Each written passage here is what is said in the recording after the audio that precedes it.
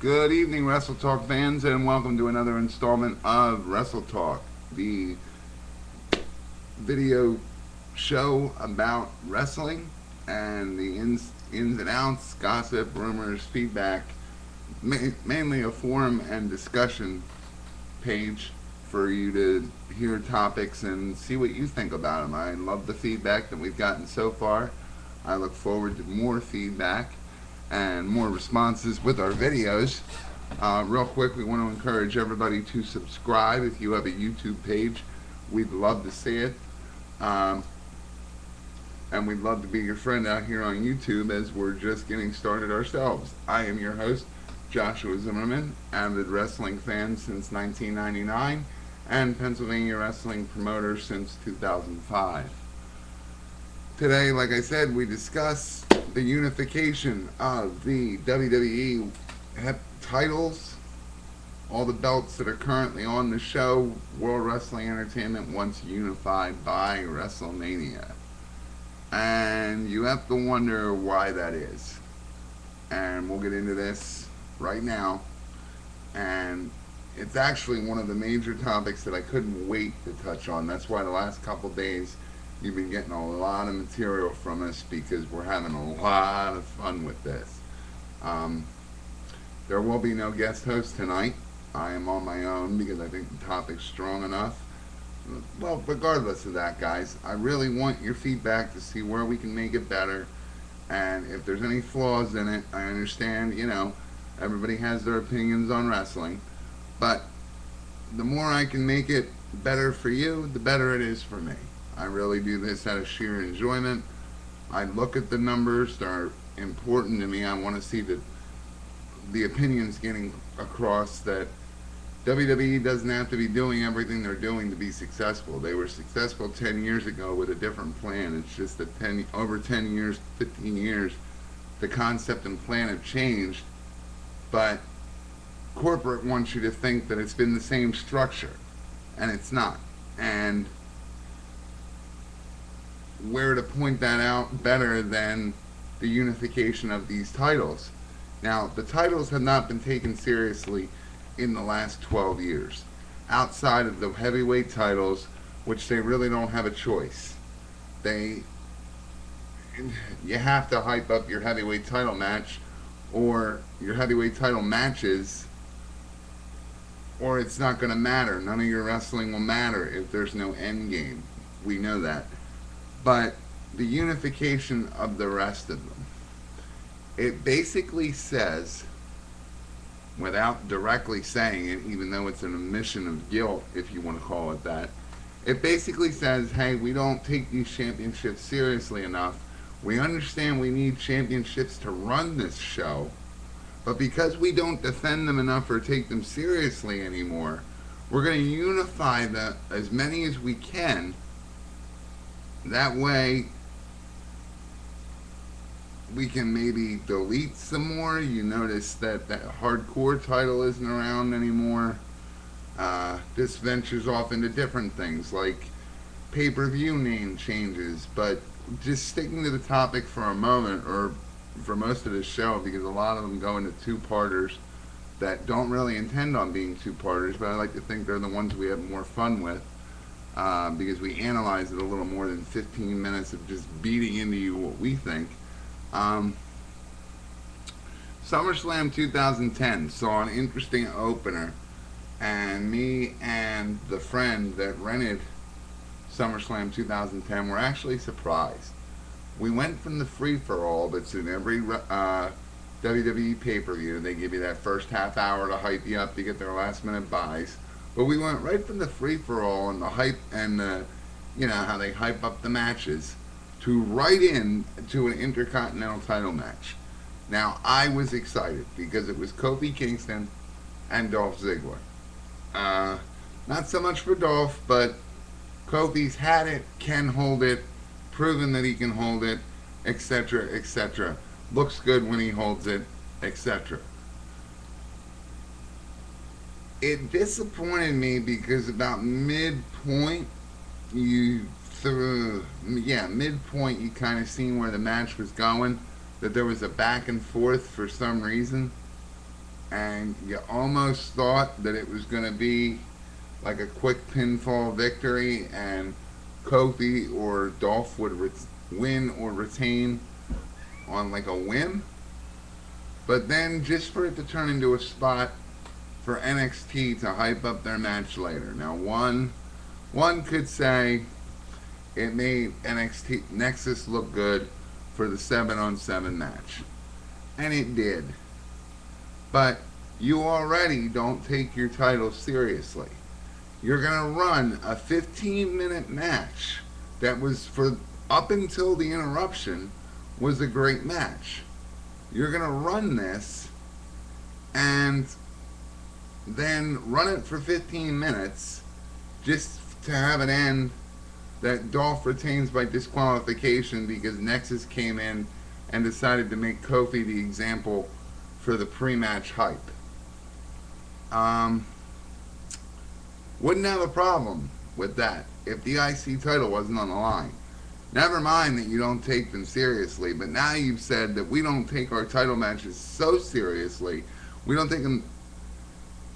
We don't care about them so much that we'll use them for spots for other matches. That the IC title match that happened SummerSlam wasn't really a title match. It ended up being a spot for the Nexus for the main event.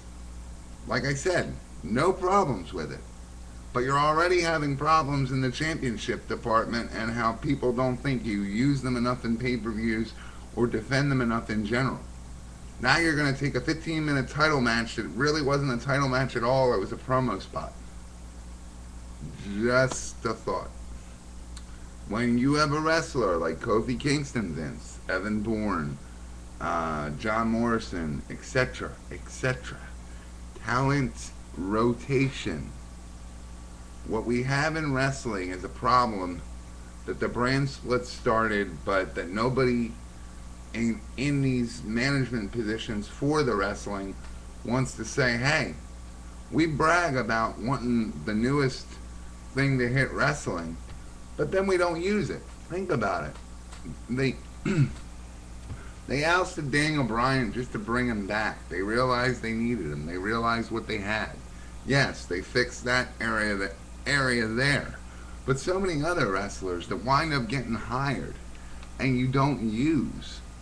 When before you had your Monday Night Raw, which would occasionally leak into SmackDown, but if it didn't, you could bank on it carrying over until the next Raw. You had 4 weeks, 3 to 4 weeks of this, and then you had a pay-per-view that would set new tones or expand the storylines. Now, sometimes they don't do either. And now, we're going to say, unify the titles because there's really no point. We want to unify them to minimize them because they don't defend them. So why bother? Night of Champions, you will get your title matches. Why? Because it's called Night of Champions. Not really because corporate's big on the title matches. They're all about their superstars. And it doesn't necessarily have to be wrestling related. And it irritates me almost to the point where I talk like this. Because it's not hard. None of these mistakes are unfixable. It's just a pattern that continues to be supported by whoever Dixie and Vince are listening to because both companies are guilty of it as a whole. WWE thinks it doesn't need to compete anymore. TNA thinks that in order to compete, they've got to duplicate what the bigger guys have done. When, as stated last night, TNA made their name on being outside the box. Now your box has 2 players in it. But the one doesn't think the other is a player. And the ironic thing about this is TNA will not be a player if they follow in WWE's footsteps. WWE does this because they don't think they have any more competition to defeat. So whatever they put out, the wrestling fan has to take because they're the major brand. People are turned off by TNA because it's just a duplication of what you don't want to see on WWE or what you could spare to see. I mean, let me take an on-average poll here, and really, if you guys could give me feedback this way, it would work out a lot better. How many of you watch Raw but can stand to miss a SmackDown? Or vice versa, depending on your show preference.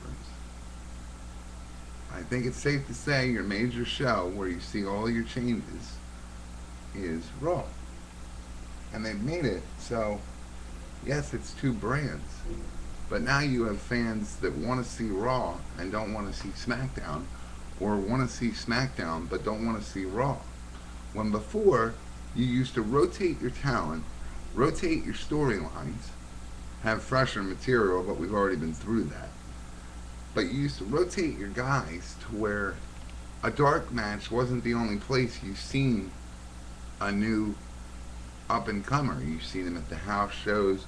Like, they legitimately tried to maneuver these guys in any way they could. Even if it was just on a house show level, they tried to give them any kind of spot. Now it's, let me take my top 10 guys, split them between two shows, and that's all you got. About 5 or 6 guys on each roster that are a constant. When before, like I said, you used to watch Raw. If The Rock was mad enough, he'd come back out on SmackDown, just an example. Not a present time scenario.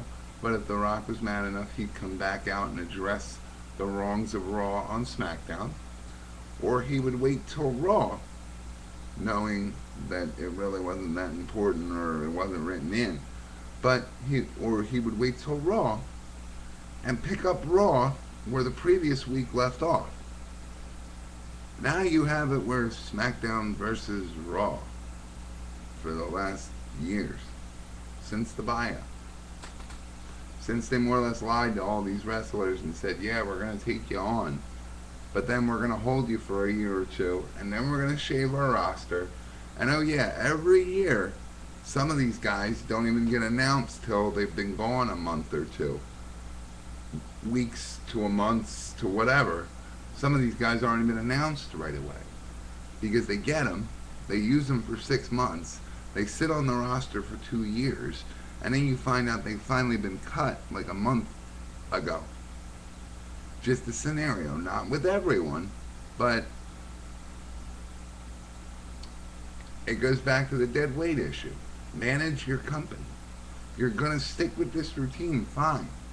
But then why have 20, 25, 30 other guys in the back waiting for a shot if you don't see it in the immediate future? These guys are contracted to work only for you, and you don't use them. It just seems like a waste of money. Acquire them when you actually want them, not because somebody else might get them. And I understand competition. But if you're not going to use the guys, then they're not competition to you, obviously, right then and there. So why acquire them just to be locker room mascots? It's a figure of speech, but come on. They're cut a check to do nothing. Right now, the game is, if you're not on Raw, then you must not be hot enough. If you're not part of that broadcast, or part of the dark matches within that broadcast that the fans don't see, then you must not be important. So what could unifying the titles do except say, here's another thing we don't think's important, so let's get it the least amount of titles so we don't have to defend them as much. So there isn't so many titles that we have to unify again. Your wrestling is slowly going downhill, folks. But just think about that for a minute. Unified titles.